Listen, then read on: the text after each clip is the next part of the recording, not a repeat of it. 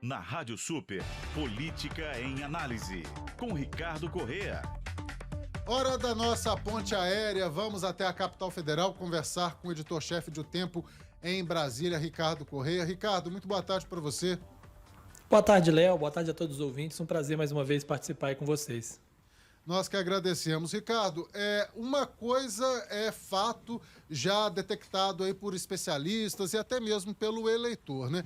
Tanto as campanhas de Jair Bolsonaro quanto do ex-presidente Lula estão optando por comunicação mais direta pela internet, pelas redes sociais, pelo WhatsApp, TikTok, enfim, pelos canais digitais, evitando apresentar propostas concretas, porque acha que essa comunicação digital está sendo muito mais eficiente e pode se traduzir em votos. Só que a gente sabe que tem também um outro movimento aí, movimento de empresários, de grupos religiosos, que tenta dar um jeitinho e convencer o eleitor de que ele precisa votar num determinado candidato e acaba cometendo crime eleitoral, né?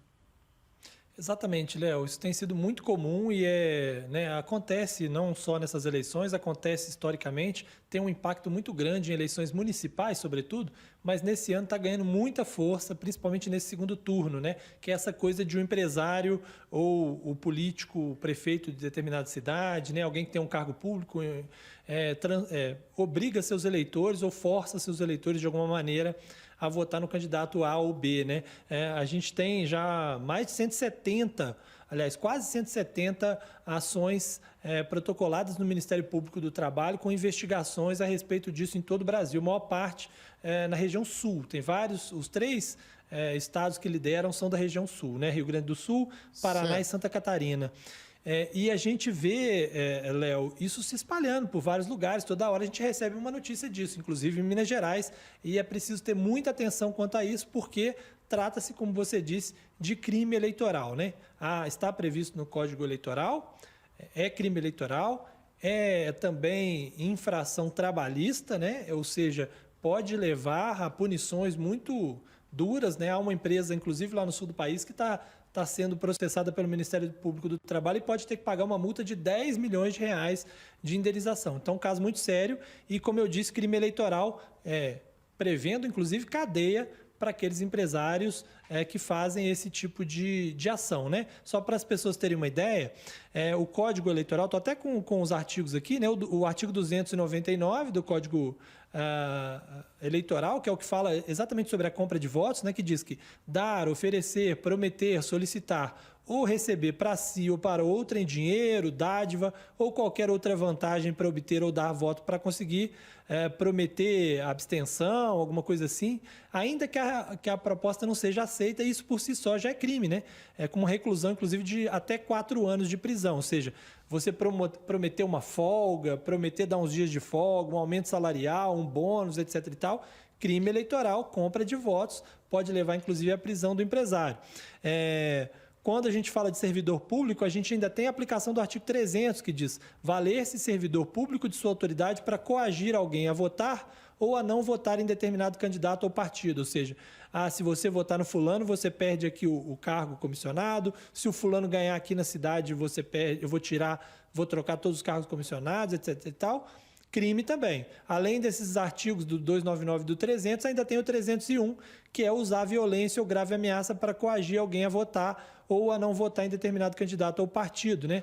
Ainda que você não consiga o resultado, ou seja, pode-se considerar uma grave ameaça você ameaçar trocar as pessoas, demitir, cortar gastos da sua empresa, caso um candidato A ou B seja investigado. Inclusive, campanha eleitoral dentro de empresa não pode acontecer. Isso também é outra questão que tem que ficar de olho. E o Ministério Público do Trabalho está muito de olho nisso. Há, inclusive, canais que as pessoas podem fazer as denúncias dentro do próprio site do Ministério Público do Trabalho. Então, é uma coisa que tem que ficar bastante atenta.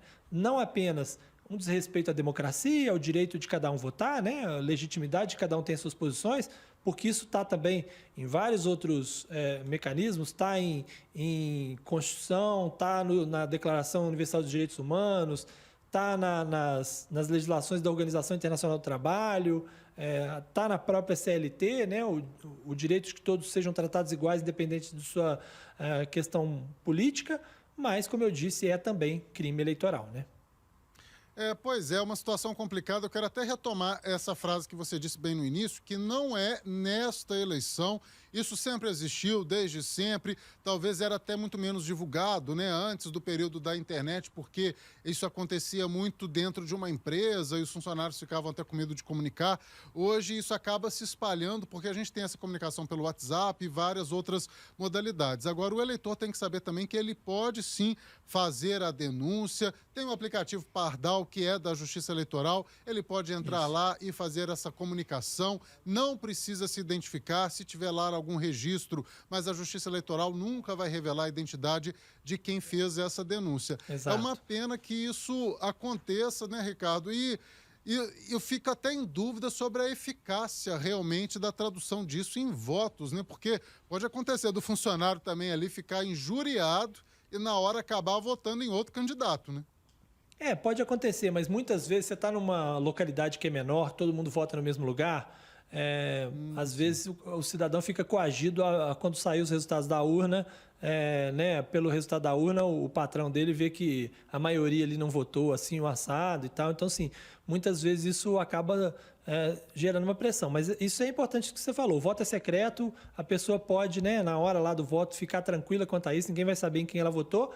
Mas é importante que denuncie, né? Além dos canais da Justiça Eleitoral, vou até passar aqui um canal do Ministério Público do Trabalho, né? Que é mpt.mp.br/pgt/ouvidoria, que é a ouvidoria do Ministério Público do Trabalho. Então, quem estiver sendo coagido a votar no candidato A, B ou B, pode entrar em contato também através do Ministério Público do Trabalho ou através dos telefones normais da ouvidoria do Ministério do Trabalho e fazer a denúncia. Inclusive, é um alerta aí para quem faz esse tipo de prática, que acontece com muita frequência, de quando há esse tipo de denúncia, a fiscalização ir até a empresa para constatar esse problema e, chegando lá, encontra vários outros problemas trabalhistas. Então, a empresa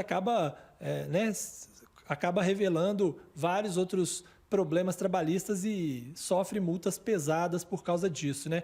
Isso não vale só para a empresa, como eu disse.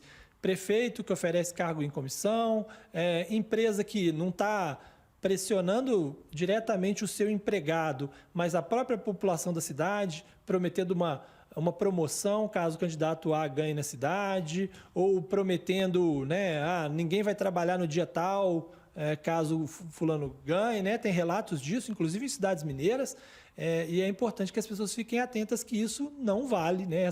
Isso não está na regra, não se pode fazer isso. A legislação eleitoral coíbe isso diretamente, isso pode gerar problemas. Quem estiver fazendo isso, que já pense logo 2 vezes que isso não é permitido. Sem dúvida, a gente tem que sempre destacar muito isso. Eu fiquei me lembrando agora, Ricardo, no caso do primeiro turno, que teve aqueles 2 candidatos a deputados, né, tanto federal e estadual, fazendo aquela visita lá no interior de São Paulo e aquela estrutura da empresa caiu. Eu nem sei se aqueles 2 foram eleitos, mas assim, ali estava clara uma irregularidade eleitoral, como que levam 2 candidatos para dentro de uma empresa para fazerem palestra para os funcionários no auditório.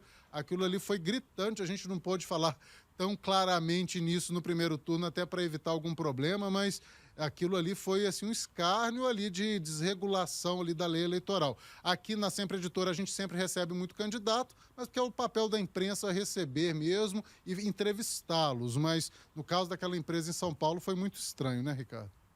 Exatamente. E uma coisa que talvez a maior parte das pessoas não ficasse sabendo, porque quem está na empresa fica com medo de, às vezes, denunciar e tal. E porque houve ali um caso, né, uma tragédia, essa tragédia acabou jogando luz sobre um caso, inclusive com candidatos que também estão ali envolvidos em vários outros problemas, né, inclusive uma ligação de lavagem de dinheiro do PCC e tal, que acabou, né, coincidindo de serem esses os políticos que estavam envolvidos naquele episódio, mas isso às vezes acontece, né? Um dono de uma empresa leva aquele candidato lá para apresentar para os eleitores, para pedir voto para eles. Isso também não pode. É uma coisa que antigamente se fazia e podia e se fazia naturalmente, mas com o tempo isso foi sendo cada vez mais sendo coibido, né, pela Justiça Eleitoral.